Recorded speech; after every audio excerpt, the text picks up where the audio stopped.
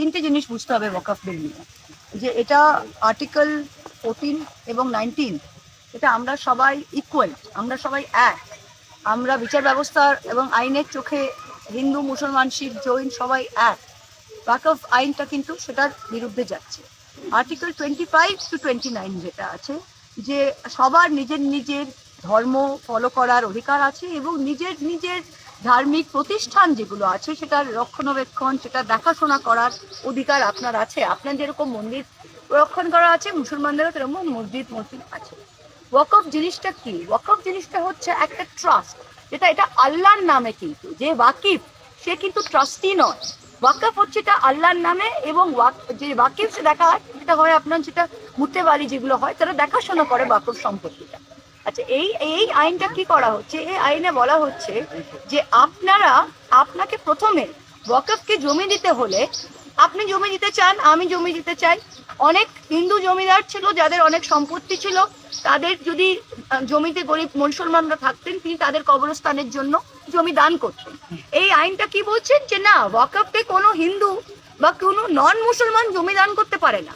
আর যদি মুসলমানও দান করে, আপনাকে দেখাতে হবে যে আপনি 5 বছর ধরে ইসলাম ধর্ম পালন করছেন।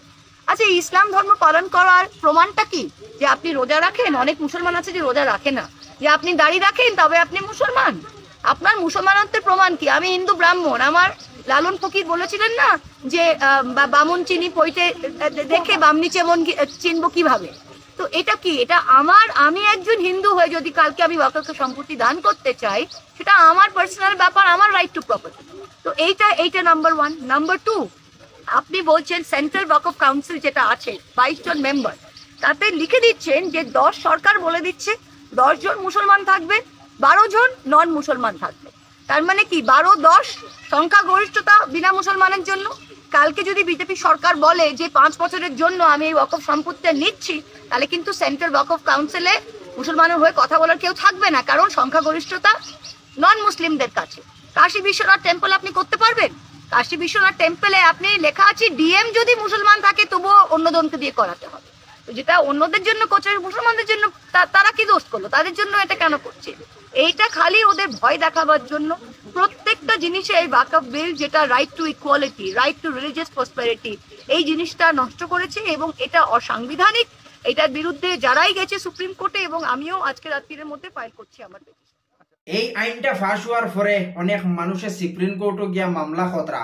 তো এখনো যত আমরা রাজনেতা অকল আছো, যত আমরা ফেটিয়া ফুটিয়া নেতা অকল আছো, তোমাতানোর কাছে বিনত অনুরোধ আমি এই জিনিস কানাইন করি, কারণ তোমাতানোর অত পাওয়ার আছে, আমরা অত কোনো পাওয়ার নাই। আমরা শুধু প্রতিবাদ করতাম পারি, আমরা শুধু আন্দোলন করতাম পারি, কিন্তু আমরা সুপ্রিম কোর্টও গিয়া মামলা করতাম পারতাম না। এই পর্যন্ত শক্তি আমরার কাছে নাই।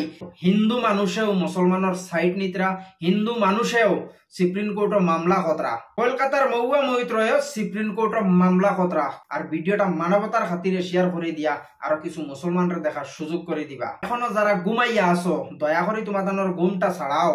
এখন আর ঘুমাইও না, এখন ঘুমাইবার সময় নাই, এখন কিন্তু উঠবার সময়, এখন কিন্তু জাগবার সময়, এখন কিন্তু প্রতিবাদ করবার সময়, এখন কিন্তু আন্দোলন করবার সময়টা এসে গেছে।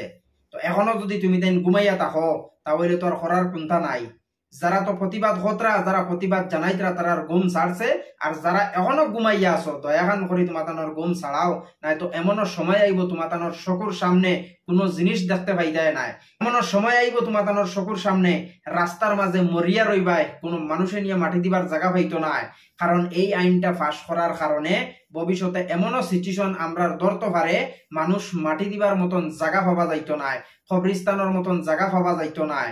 তো এখনো যারা ঘুমাইয়া আছো, দয়াখান করে ঘুম ছাড়াও আর প্রতিবাদ জানাও। গণতান্ত্রিক হিসাবে প্রতিবাদ করো, গণতান্ত্রিক হিসাবে আন্দোলন করো, আইনের ভিতরে রইয়া প্রতিবাদ জানাও, আইনের বাইরে যাইও না।